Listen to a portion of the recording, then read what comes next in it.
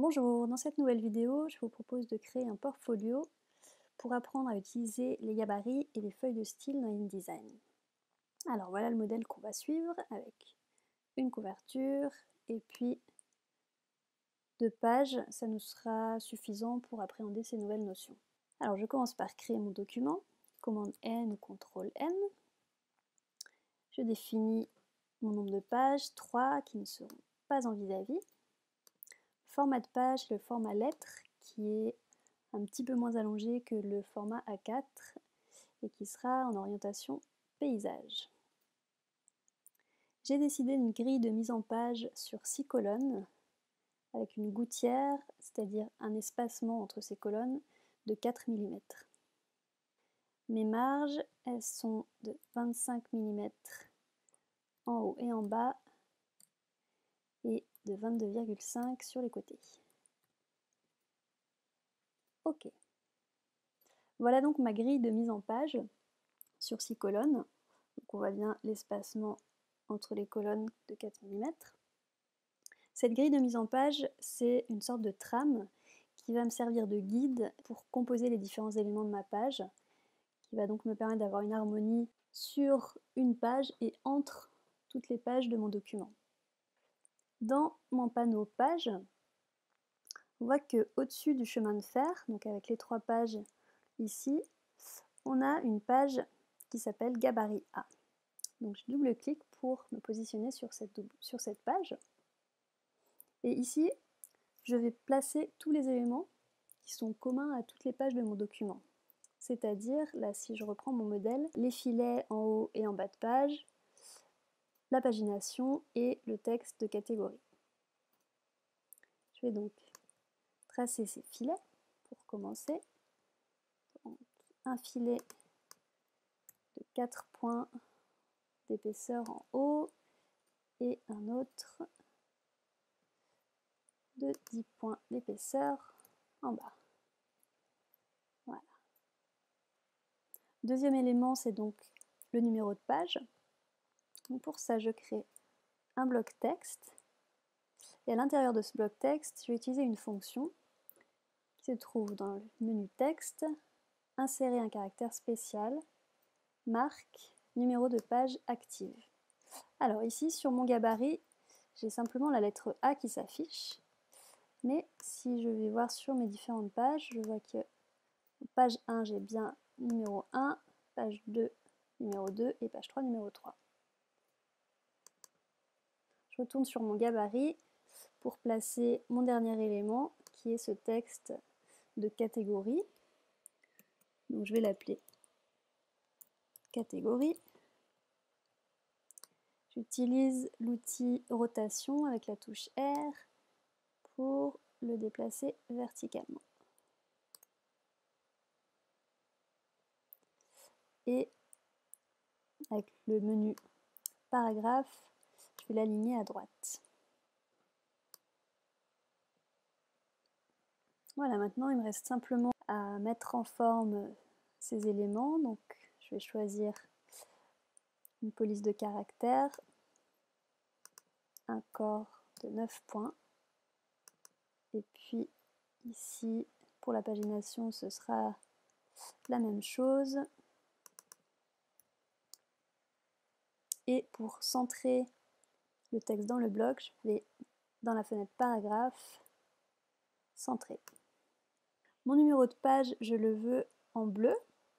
Donc je vais ouvrir ma fenêtre nuancier, sélectionner le bleu, sauf que moi mon bleu il est un petit peu différent, donc je double-clique pour modifier la nuance et je définis mes valeurs en CMJN. Voilà, maintenant je vais pouvoir créer une première page. Donc je vais commencer par la page 2 et importer les images. Donc commande D ou CTRL D, je vais chercher ma première image. Outil S pour mettre à l'échelle et je fais un cliquer-glisser en maintenant la touche Shift enfoncée pour conserver les proportions de l'image. Deuxième image. Alors ici, je vais définir le rectangle sur 2 colonnes. Et puis, avec mon outil de sélection directe, je vais aller agrandir un petit peu l'image à l'intérieur de mon bloc. Troisième image.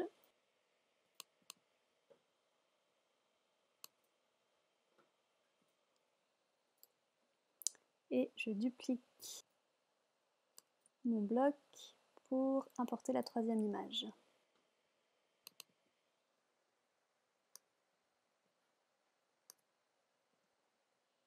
Je vais maintenant entrer mon texte.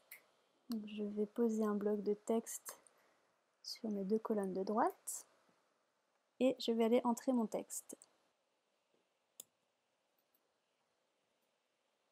Je vais mettre en forme ce texte, d'abord avec un choix de couleur. Donc le fond est noir et le texte est blanc. Je vais donner mes attributs de caractère.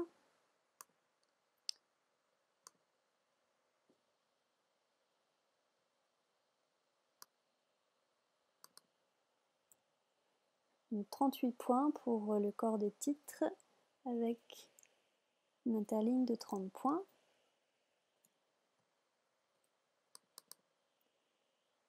Le sous-titre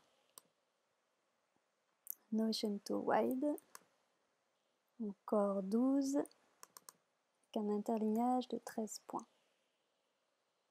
Et enfin, mon texte, c'est un accurate régular, corps 10, interligne 12,5. Et puis, j'aurai un texte bold en couleur. Et enfin, mon titre et sous-titre sont centrés. Dernière chose, si je reprends mon modèle, on voit qu'il y a une marge entre le bloc et le texte lui-même à l'intérieur du bloc. Donc pour ça, je sélectionne mon bloc et avec un clic droit ou CTRL-clic, je vais aller choisir les options de bloc de texte et définir des marges à l'intérieur du bloc de 5 mm tout autour. Voilà. Un petit détail sur la mise en forme du paragraphe. On voit qu'ici on a des mots qui sont coupés. Moi je veux éviter ça, donc je vais dans la fenêtre paragraphe et ici je vais décocher la césure. Voilà, à partir de là, à partir de ce premier texte, je vais créer mes feuilles de style.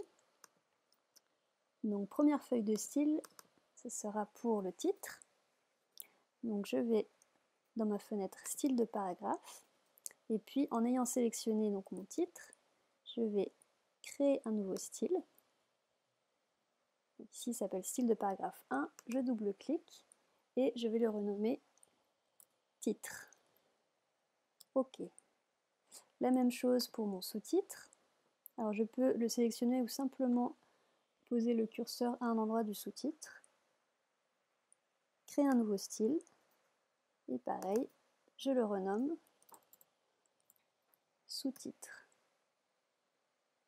Tout le reste, ça sera le style texte. On a donc ici 3 styles de paragraphes. Et pour ces éléments qui sont à l'intérieur d'un paragraphe, je vais créer un style de caractère. Donc fenêtre, style de caractère. Je crée un nouveau style et je le nomme.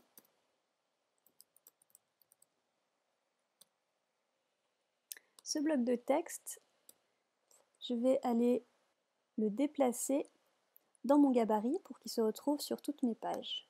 Donc je vais faire couper, commande X, et puis je double-clique sur mon gabarit A et je vais le coller sur place. Voilà, donc là, on voit que mon bloc texte se retrouve sur toutes mes pages. Dernière chose, j'ai déplacé un petit peu ce bloc de ma grille. Je n'oublie pas d'enregistrer sous. D'ailleurs, j'aurais dû le faire bien plus tôt à ce stade du travail.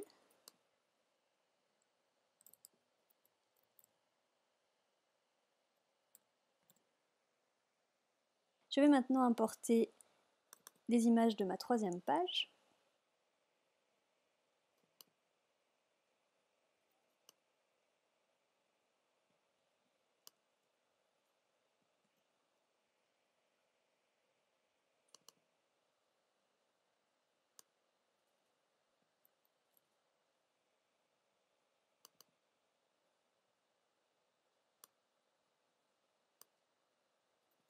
J'utilise ici les repères commentés pour centrer mon image dans la page.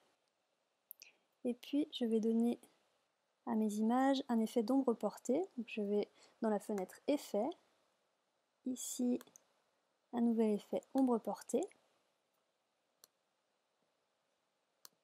Je coche l'aperçu pour voir ce que je suis en train de faire. Et puis je modifie un petit peu ces réglages. Ok, quand je suis satisfaite, il me suffit pour appliquer le même effet aux autres images, de glisser ici en prenant la petite icône FX à chacune de mes images. Alors maintenant on voit que le bloc de texte se retrouve en dessous de mes images. Donc pour remédier à ça, je vais aller dans mon gabarit et puis ce bloc texte, je vais aller le déplacer sur un nouveau calque qui va être au-dessus des autres. Donc ici je crée mon nouveau calque et puis je vais utiliser ce petit carré bleu qui indique les éléments sélectionnés dans la page, donc en l'occurrence mon bloc texte, et puis je vais cliquer et glisser pour qu'il se retrouve sur mon calque 2. Donc maintenant je vois que sur ma page 3, le bloc texte se retrouve bien au-dessus de l'image. Je vais maintenant éditer le texte de cette page. Donc pour cela, il va me falloir dans un premier temps déverrouiller le bloc texte du gabarit. Donc là, je vais utiliser les touches Commande Shift ou Ctrl Shift plus clic sur l'élément. Maintenant, il est débloqué, il est déverrouillé du gabarit et je vais pouvoir le modifier. Donc, je vais chercher mon texte et je le copie dans le bloc.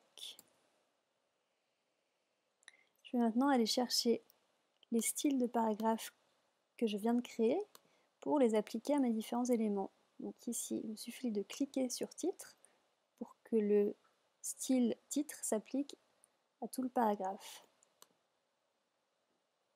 La même chose pour le sous-titre. Et le texte est déjà sélectionné. Pour adapter la taille du bloc à la longueur de mon texte, je vais faire un CTRL-clic ou un clic droit, ajustement, ajuster le bloc au contenu. Voilà. Vous allez voir maintenant que si je décide ultérieurement d'apporter une modification à mes styles, ben c'est très simple. Si je veux par exemple que le sous-titre soit bleu, je vais double-cliquer sur mon style de paragraphe et donc couleur de caractère, je vais choisir le bleu. OK. Vous voyez donc que sur toutes les pages, donc partout où le style de paragraphe est appliqué, la couleur est modifiée.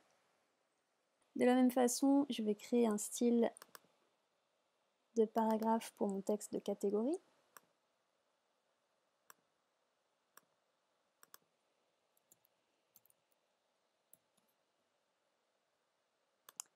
Et je vais aller éditer ce texte. Donc je commence par déverrouiller le bloc texte en appuyant sur Shift et Commande.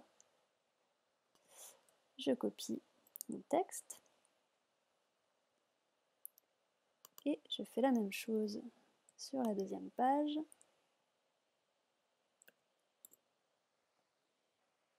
Voilà. il me reste maintenant à créer la page de couverture. Alors je vais commencer par déverrouiller pour supprimer les éléments qui sont inutiles. Donc ce texte de catégorie, j'en ai pas besoin. La pagination, je l'enlève aussi. Et puis je modifie mon bloc texte.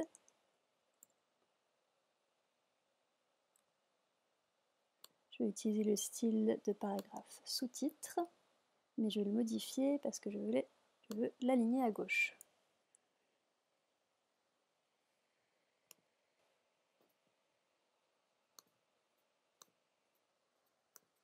Alt Commande C ou Alt Ctrl C pour ajuster le bloc au contenu.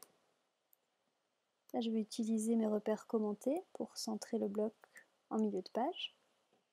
Et puis, je vais maintenant importer mon visuel.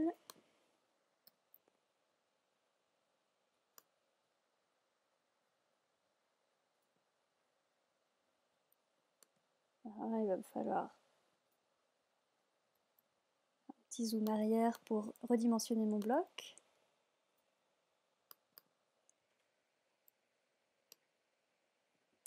Là, je vois que mon bloc image se retrouve par-dessus mon bloc texte. Donc, je vais simplement changer la sélection de calque. Et puis, il me reste simplement à importer mon logo.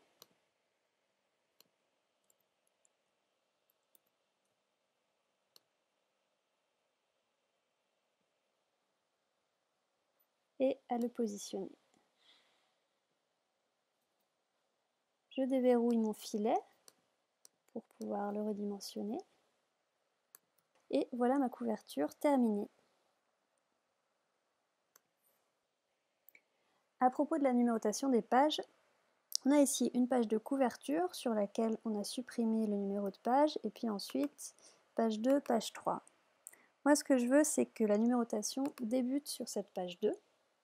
Donc pour cela, il va me falloir créer une nouvelle section. Alors je vais aller dans les options de numérotation et de section en faisant un CTRL-clic sur la page 2.